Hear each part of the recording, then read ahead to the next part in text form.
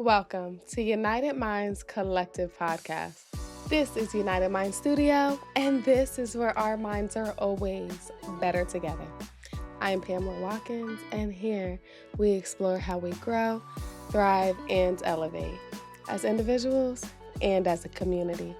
Let's dive in. Before we get into today's episode, I want to make something very clear. This is my story, these are my experiences, and this is my healing. I'm not here to call anyone out, disrespect anyone, or reopen old wounds. I'm sharing what shaped me as a woman, as a mother, and as someone who was actively walking in alignment and forgiveness. If you hear something that makes you uncomfortable, I encourage you to sit with that because the intention of this episode is not to hurt anyone. It's to free myself and hopefully help someone else heal too. Forgiveness is personal. Healing is personal, and this episode is simply my truth. Forgiveness is not about the other person, it's about you. And I didn't understand that until I realized I was the one walking around with heaviness, tension, replaying old memories while the other people who hurt me living their life completely unbothered. Forgiveness isn't about letting them off the hook. It's about letting yourself out of the prison of what happened. Today, we're talking about forgiveness as healing, forgiveness as alignment, and forgiveness as freedom. I realized forgiveness wasn't about the other person when I noticed I was the one who was stuck. I was the one replaying the moment and the one carrying a heaviness in my chest. Meanwhile, the person who hurt me, living their life, not losing sleep, not thinking twice. And I had to wake up and say, why am I letting their actions hold my spirit hostage? That was the first taste of real forgiveness. Not for them, but for me. Let's keep this classy, but let's keep it real. My father was the hardest forgiveness journey for me. That wound sits at the root, the top of the tree, and it shaped so much of how I viewed love, men, connection, and worthiness as I grew up.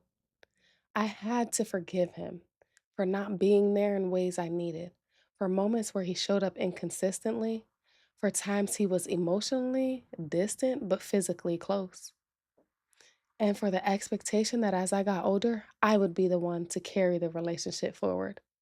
As a child, you don't have language for that. You just internalize it. And that's where the work came in for me. Realizing how that absence quietly influenced my relationships, my attachment, and what I once believed I had to accept from love. That forgiveness didn't happen overnight. It came in layers, and honestly, it's still something I move through with awareness. And I also want to say this. Today, I do see my dad making more of an effort. I see him showing up in ways that feel different than before, and I acknowledge that growth. Two things can be true at the same time. I can honor the progress I see now and still hold space for how the past impacted me. But I've reached a place where I no longer look to him for something he wasn't able to give me at that time. Instead, I've learned to name what I needed, understand how it impacted me, and consciously choose to break that cycle in my own life. That awareness changed everything for me. There were things I forgave quietly, without a conversation, without an announcement, without closure. One of the biggest silent forgivings was my daughter's father. Not because what happened was okay, but because holding on to it was ruining me. The cheating, the stress during pregnancy, the physical altercations, the disrespect, the emotional weight I carried long after that relationship ended. I had to forgive him for me. Even now, when he moves on in life, I don't care about the relationship part. It's the principle. It's the I went through hell and you get to just walk away clean. And that's when I know there are still pieces of forgiveness I'm working through.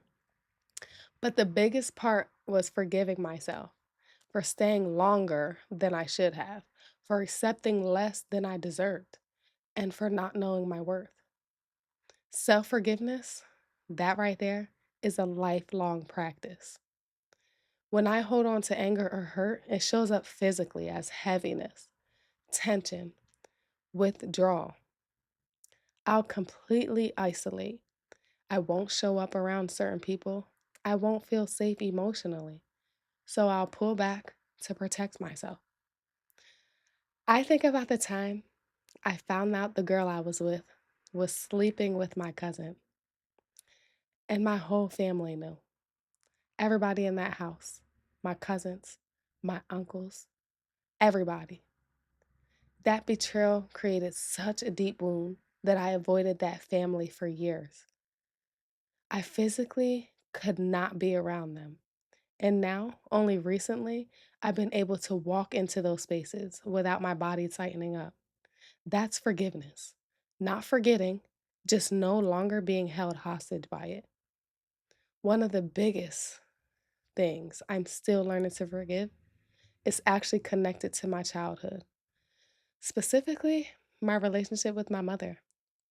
And I want to say this with a lot of love because my mom is an incredible woman.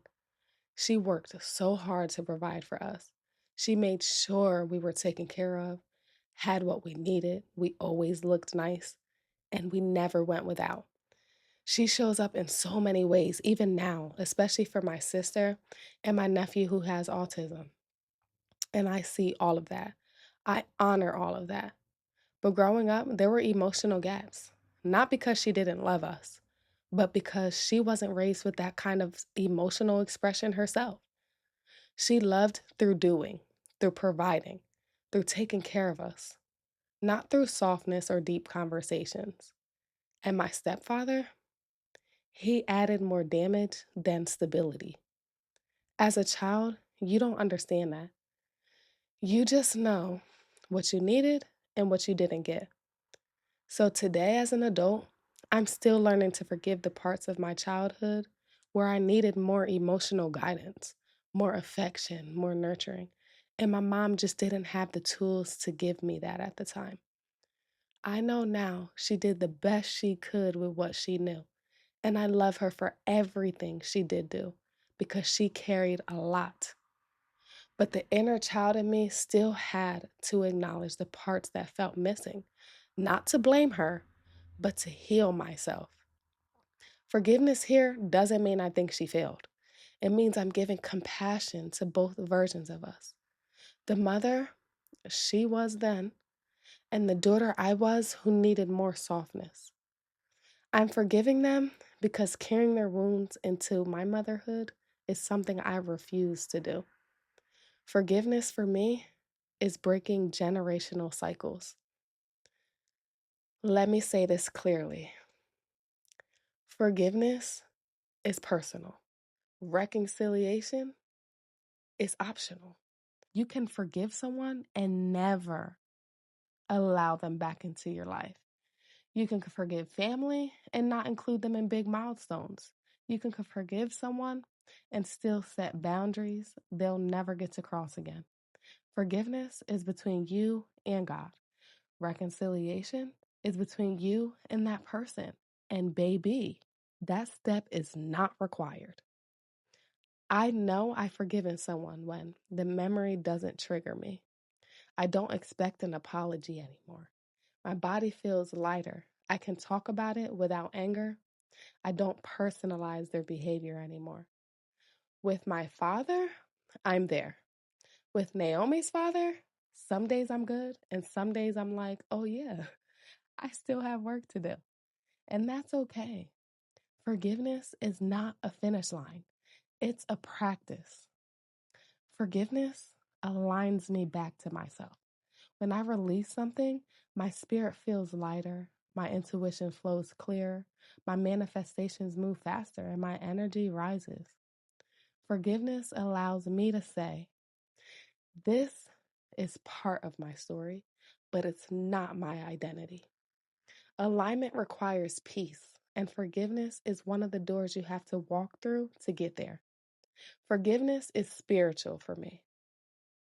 I ask God to remove bitterness from my heart, soften the places I've hardened, help me love people who did not know how to love me, and help me see others through compassion, not resentment. Because truthfully, the people who hurt you, they were hurt too. They were loved at the level they knew.